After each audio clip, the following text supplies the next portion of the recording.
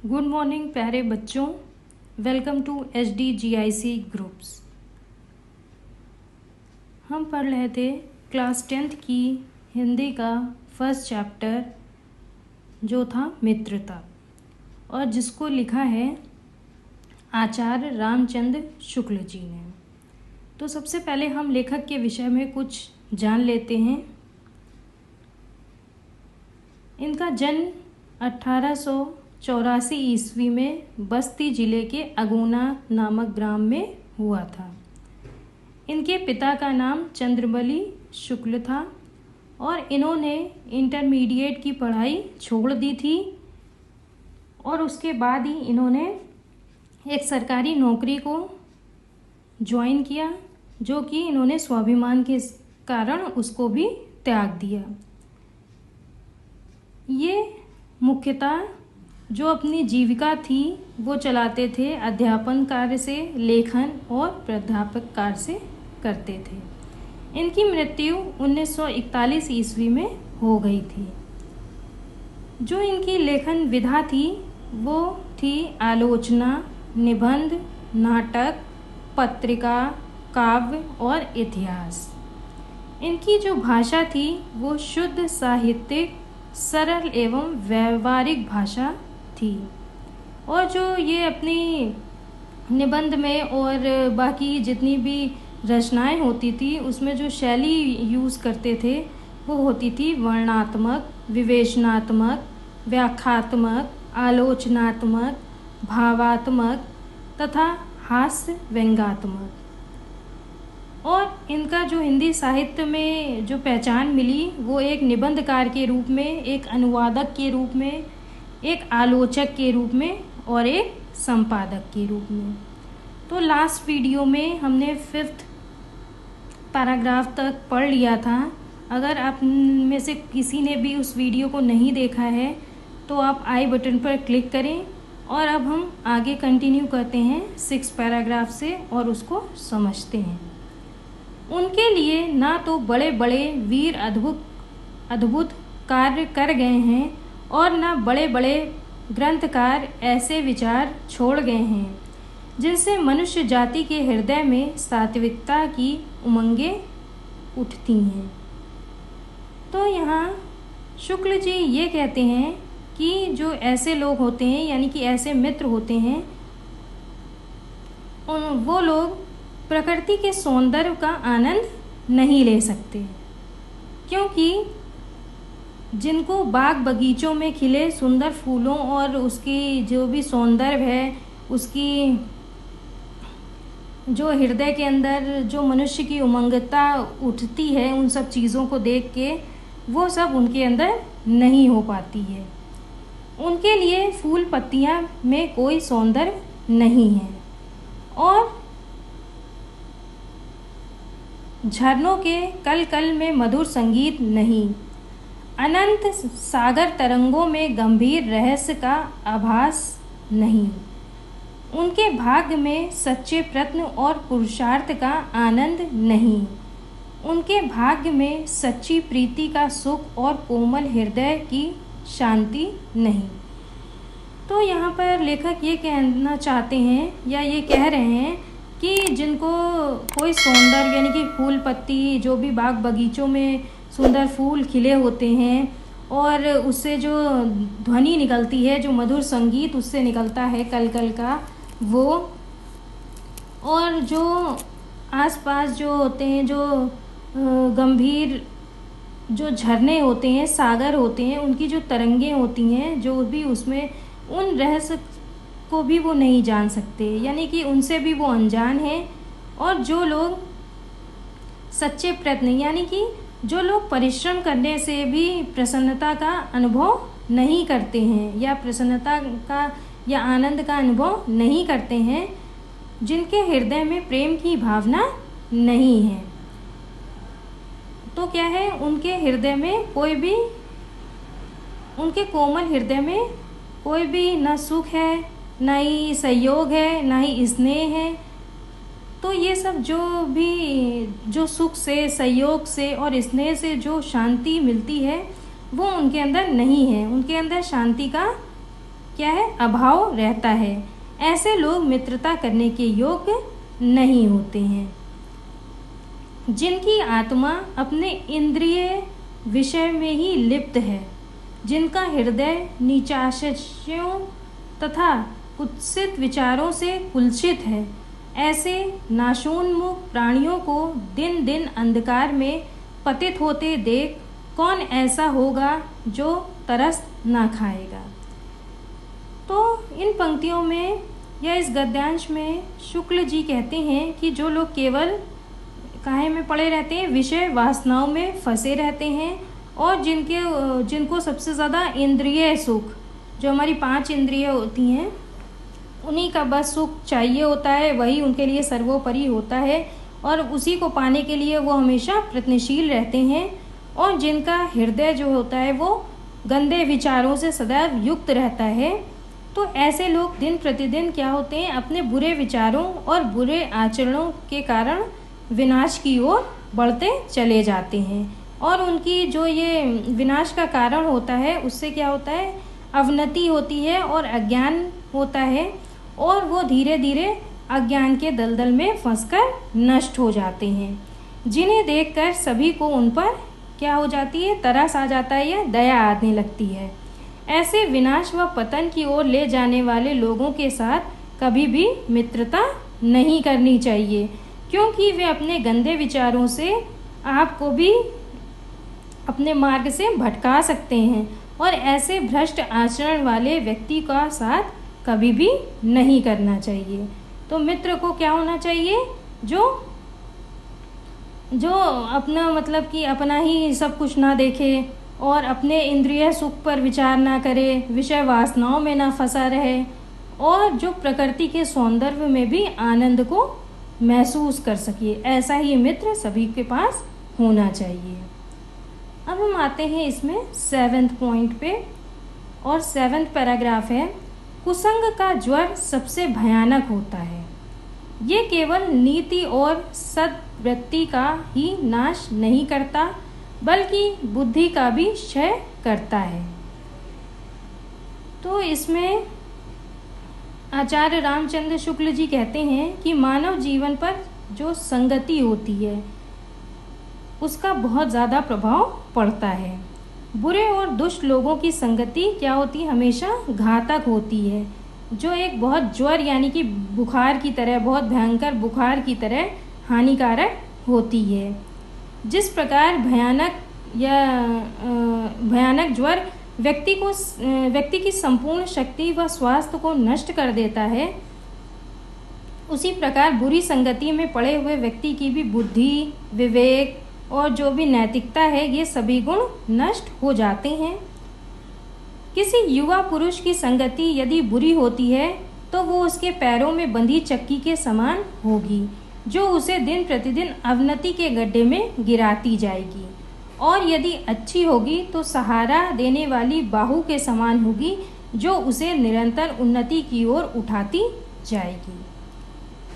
तो इसमें इन पंक्तियों में लेखक ये कहना चाहते हैं कि जिस प्रकार किसी व्यक्ति के पैर में बंधा हुआ भारी पत्थर उसको आगे नहीं बढ़ने देता, उसी प्रकार जो कुसंगति वाले मित्र होते हैं वो हमारी विकास और उन्नति के मार्ग को हमेशा रोक रखते हैं, और हमारी अवनति व पतन का हमको अवनति और पतन की ओर ले जाते हैं, और दिन प्रतिदिन हम विनाश की ओर बढ़ते जाते हैं।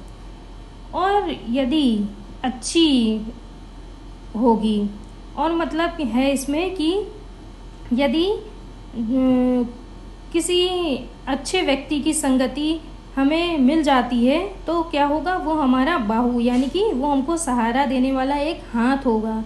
बाहु का मतलब हाथ, वो सहारा देने वाला एक हाथ होगा, जो हमारी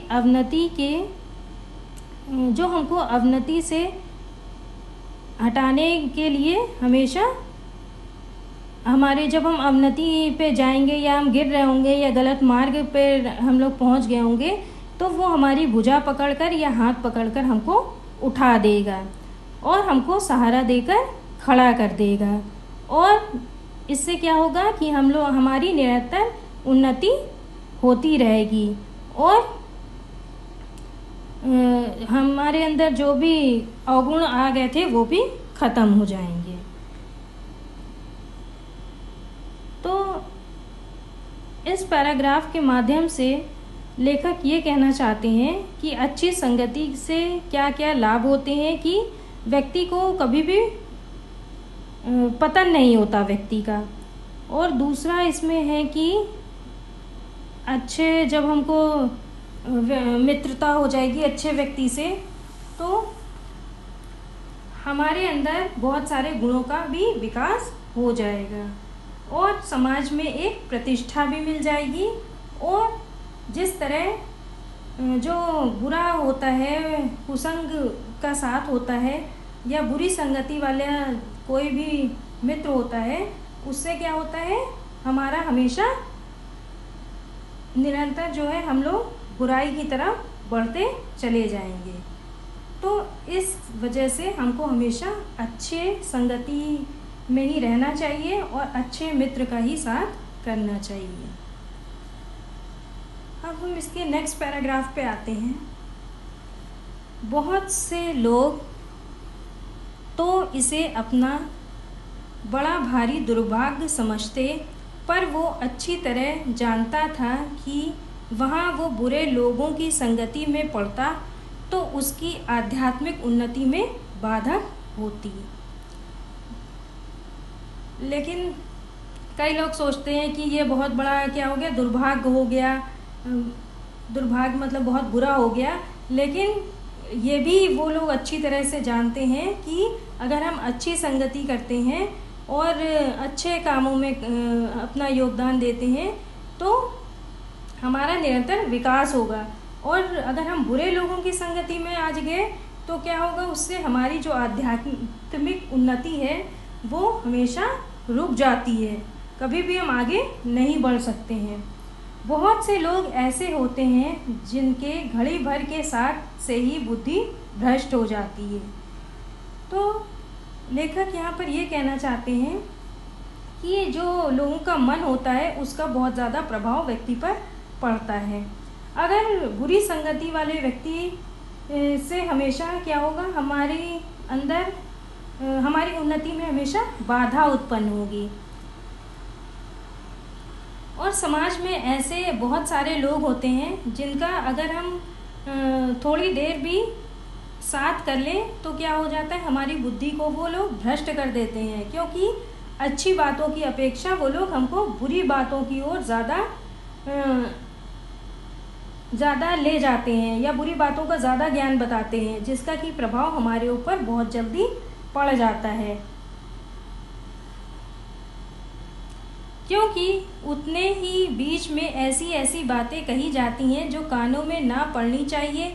चित्त पर ऐसे प्रभाव पड़ते हैं जिनसे उसकी पवित्रता का नाश होता है।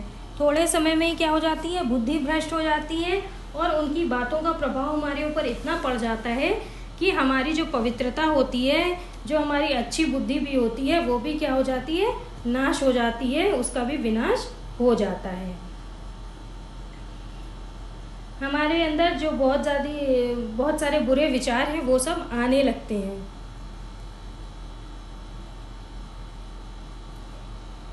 बुराई अटल भाव धारण करके बैठती है और इससे क्या होता है कि जो बुराई है या चाहे बुरे काम हो चाहे बुरे भाव हो, ये सब हमेशा एकदम फिक्स हो जाते हैं, अटल हो जाते हैं।